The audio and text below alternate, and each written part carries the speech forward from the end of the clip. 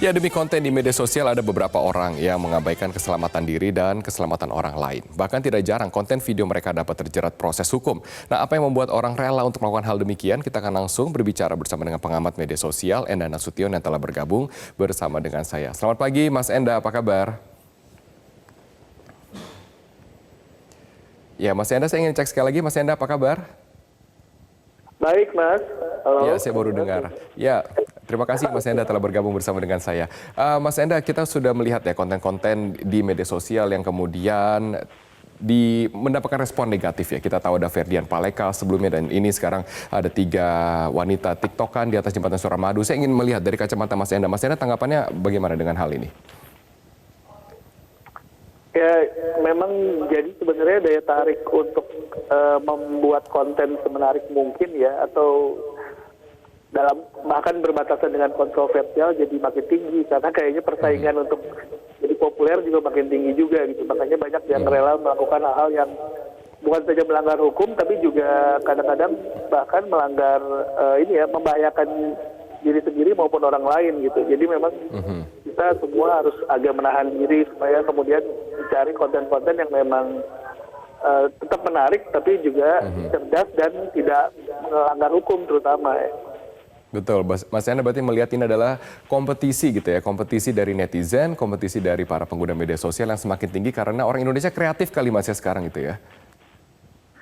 Ya, nah di sisi lain memang ada insentif besar ya untuk kemudian jadi ketika ada yang membuat konten yang menarik. Salah satunya mungkin juga selain keuntungan materi juga popularitas ya. Misalnya kalau kita boleh lihat dari sisi jeleknya, walaupun dia ditangkap sama polisi misalnya melanggar hukum, tapi kan masuk media lumayan jadi ngetop gitu kan. Nah itu bisa jadi modal berikutnya untuk mereka melakukan sesuatu. Jadi ya ini bagian juga dari publisitas ya. Betul, jadi bagian untuk menggait follower gitu ya Mas ya? Tuh, follower yang akhirnya translate ke keuntungan popularitas dan keuntungan materi itu. Tapi apakah kemudian follower akan mengikut dan juga reputasi akan mengikut jika konten yang dihasilkan adalah konten yang mendapatkan respon negatif gitu? Konten yang tidak terlalu disukai masyarakat tetapi juga tetap ditonton kan sama masyarakat? Nah ini mungkin kembali ke budaya masyarakat Indonesia juga ya. Pertama kan kita juga tidak ketika ada perdebatan akhirnya jadi makin populer. Ada yang setuju, ada yang tidak setuju. Ketika sangat negatif dibully, tapi untuk membuli akhirnya untuk supaya tidak ketinggalan bulian kita follow juga gitu kan. Dan kemudian juga kita bangsa yang pemaaf dan gampang lupa. Jadi mungkin seminggu lagi udah lupa, kita nggak tahu kenapa dulu kita follow satu account. Nah berikutnya mereka jualan makanan misalnya, berikutnya mereka jualan pakaian dan kelihatannya menarik ya nggak apa-apa lah mungkin kita juga. Jadi secara umum memang kita belum betul-betul menemukan pola yang pas gitu, yang formulasi yang pas, apa yang boleh, apa yang tidak boleh, selain bahwa memang yang sudah diatur oleh hukum gitu. Kalau dari sisi sosialnya sendiri, kadang-kadang banyak terjadi perdebatan dan akhirnya ya orang melihat ya sah-sah saja untuk mendapatkan popularitas sesaat misalnya gitu. Betul, tapi apakah kemudian undang-undang atau peraturan serta kebijakan dari aplikator sudah banyak ya? Kalau kita lihat tadi kan undang-undang lalu lintas terlanggar. Kalau misalnya yang kasus Ferdian Paleka juga ada undang-undang lainnya juga terlanggar. Kalau di aplikator juga kita bisa report spam, kita bisa laporkan kalau menemukan konten-konten negatif. Bukankah ini sudah cukup untuk menjaga semua norma dan juga aturan dapat dijalankan? Kalau kadang gini, aturan tentu mengambil batas paling rendah dari apa yang diperbolehkan ya. Jadi misalnya melanggar kehormatan, menghina orang lain, memfitnah orang lain tentunya. Lalu dari sisi peraturan di jalan tentunya melanggar peraturan lalu lintas juga melanggar. Tapi di luar itu semua, misalnya katakanlah saya sering pamer. Nah itu kan bukan tidak melanggar hukum, tidak melanggar peraturan. Mungkin itu melanggar norma Mas. sosial. Betul. Tapi tidak saya lakukan setiap saat misalnya. Tapi setiap 1 minggu saya selalu posting makanan. Kemarin tuh sempat juga kan ada perdebatan. Ada orang yang bilang sensitif dong sama orang yang COVID. Ini banyak orang susah makan, jangan posting makanan. Nah, itu menimbulkan perdebatan lagi. Loh, kok masa sih saya posting makanan aja nggak boleh di sosial media gitu. Jadi memang kalau saya bilang segala sesuatunya sebisa mungkin dalam batas kewajaran lah, tidak berlebihan. Kalau berlebihan melanggar hukum nggak melanggar hukum, tapi tentu akan ada orang yang merasa tidak enak. Lalu kemudian sanksinya apa? Yang sanksinya sanksi sosial.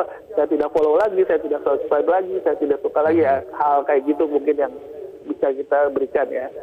Betul, tapi apakah kemudian dengan atmosfer dari netizen sekarang di Indonesia, adakah hal positif yang sebenarnya dapat kita lihat juga, Mas? Kalau Indonesia adalah orang yang kreatif, Indonesia adalah orang yang kemudian kompetitif, dan juga kalau saya lihat banyak sekali motif ekonomi, kalau Mas Enda katakan berarti kan perekonomian kita mau tidak mau kan akan berjalan melalui media sosial itu kan? Salah satunya itu ya, di ruang yang lebih luasnya kan ini teknologi digital sebenarnya. Kita menuju ekonomi digital. Tentu kita sama-sama tahu sekarang jual beli, transaksi semua sudah terjadi di ruang digital juga. Gitu. Jadi memang permasalahannya ada soal sikap dan perilaku. Lalu kemudian di sisi lain juga ada faktor ekonomi yang berjalan. Lalu juga sekarang yang lagi marak juga adalah kejahatan atau penipu kejahatan di dunia digital juga, karena memang orang sudah berkumpulnya di situ gitu. Jadi memang nggak bisa kita yang pasti tidak bisa kita pungkiri adalah bahwa dunia digital sudah jadi bagian kehidupan dari masyarakat Indonesia sehari-hari. Apa yang terjadi, permasalahan yang terjadi di dunia fisik, di dunia nyata, sama sekarang terjadi juga di dunia digital. Jadi sama-sama harus kita selesaikan, sama-sama kita tanggapi. Nah, sayangnya itu yang saya belum melihat betul-betul ditanggapi secara serius. Gimana caranya kita menjadi seorang konsumen digital misalnya gitu ya, yang baik dan benar. Gimana caranya kita menjadi seorang warga negara netizen nih, warga negara digital yang baik dan benar. Belum ada pendidikan secara khusus misalnya gitu, belum ada yang sistematis untuk anak-anak yang masih muda dan lain sebagainya. Memang saya rasa iya, karena perlu ada berperilaku di dunia digital gitu masuk dalam mata pelajaran atau kurikulum, memang perlu? Karena gini, menghadapi tantangan dunia yang baru ini, apalagi menghadapi tantangan new normal sekarang ini, kalau dulu tentu dunia pendidikan, mungkin pendidikan karakter dan segala macam, bela negara bahkan, semua didesain untuk menghadapi tantangan pada masa itu. Nah, sekarang kita menghadapi masa normal yang baru gitu, yang diwarnai oleh area digital yang sangat luas. Nah, apa yang kita lakukan untuk mempersiapkan diri kita maupun adik-adik kita, anak-anak kita menghadapi tantangan itu, tentu harus ada sebuah usaha khusus untuk itu ya. Apakah itu digital literasi, apakah itu digital kompetensi, semua hal ini belum secara sistematis dipersiapkan menurut saya. Mungkin juga karena memang belum secara merata gitu ya. Tapi kalau misalnya kita harus nunggu sampai semua dapat dulu ya, kapan akan mulainya gitu. Karena sampai itu dilakukan, bahkan kalaupun itu dilakukan, ke depan kita tetap akan melihat juga, tetap akan ada insiden ya, problematika yang muncul karena dunia digital ini pasti akan tetap ada. Tapi setidaknya kita sudah melakukan sesuatu untuk mengantisipasi itu semua. Gitu. Ya kan, kampanye positif kan sudah disuarakan media. Tidak hanya juga media, ada polisi juga, turn back hoax misalnya kan. Terus juga kementerian terkait juga sharing before sharing, itu kan ada kampanye-kampanye yang ada gitu kan. Nah kalau Mas Enda katakan berarti kan ada missing link di sini. Siapa leading sectornya kemudian untuk mencegah perilaku negatif di media digital? Nah ini yang menarik ya, karena terima kasih juga udah ditanya. Karena sekarang nggak bisa lagi kalau menurut saya ini hanya ada satu pihak yang melakukan ini gitu. Berbagai, kalau kita bicara pemerintah, berbagai kementerian ini punya kepentingan dari pendidikan, kominfo, kesehatan, perdagangan, bahkan sampai bela negara ya, Kementerian Pertahanan punya kepentingan di sini. Jadi nggak bisa lagi dilihat hanya sebagai sebuah satu kepentingan. Dan yang terjadi sekarang masih seperti itu justru, masing-masing masih melakukan berdasarkan kepentingan yang mereka sendiri. Perlindungan anak, perlindungan wanita, melakukan sendiri semua. Padahal kita sebagai bangsa menurut saya perlu punya semacam visi bagaimana sih kita menghadapi sebuah tantangan baru di depan ini, dunia kenormalan yang baru ini. Lalu kemudian visi itu mungkin bisa diterjemahkan untuk masing-masing area, tapi semua harus disari oleh bagaimana kita menyikapi dunia digital ini sekarang? Apakah kita lihat ini sebagai sebuah ancaman atau sebagai sebuah opportunity misalnya gitu? Kalau opportunity bagaimana cara menanggapinya? Nah selama ini memang teman-teman media yang ada di depan dulu kan yang selalu membahas ini dulu apa namanya masalah-masalah yang muncul. Akhirnya kita belajar dengan sendirinya, tapi yang terjadi ini organik aja gitu, nggak pernah ada yang secara khusus dilakukan. Gitu. Dan itu penting untuk Mas Enda, untuk dilakukan oleh Indonesia dengan penduduk lebih dari 260 juta, penting itu.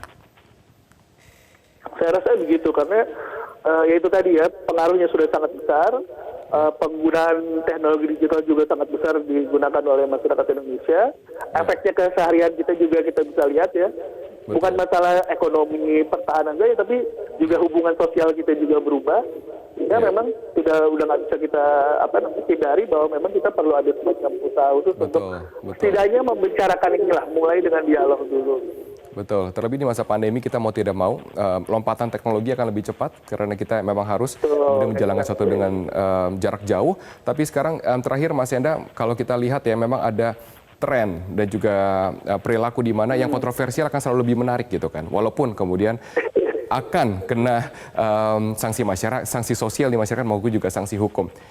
Ingatkan kepada para pengguna media sosial, netizen, kepada kami semua, apa rambu-rambu yang benar-benar sekali harus dijaga.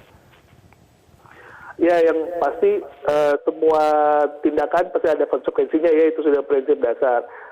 Prinsip kehati-hatian itu perlu kita waspadai. Tentunya kita tidak pengen malah apa yang kita lakukan mungkin untuk fun, untuk bersenang-senang atau untuk kreativitas malah merugikan atau bahkan mencederai orang lain gitu. Karena pasti kalau ada yang tercederai diri sendiri atau orang lain, pasti akan ada orang yang meminta keadilan gitu ya, atau ganti rugi. Jadi memang prinsip kehati-hatian, tidak mencederai diri sendiri atau orang lain, menghormati setiap pihak, sopan santun, itu semua budaya yang sudah kita punya, kita bisa terjemahkan ke dalam dunia digital. Jangan kebablasan, mentang-mentang cuma lihat via video dan layar kecil, lalu kemudian kita bisa seenaknya, tentunya nggak begitu gitu. Betul, betul. Saya juga percaya dunia tidak akan kekurangan kebutuhan akan konten positif. Terima kasih Mas Enda Nasution. Terima kasih telah bergabung bersama dengan saya dalam Selamat Pagi Indonesia.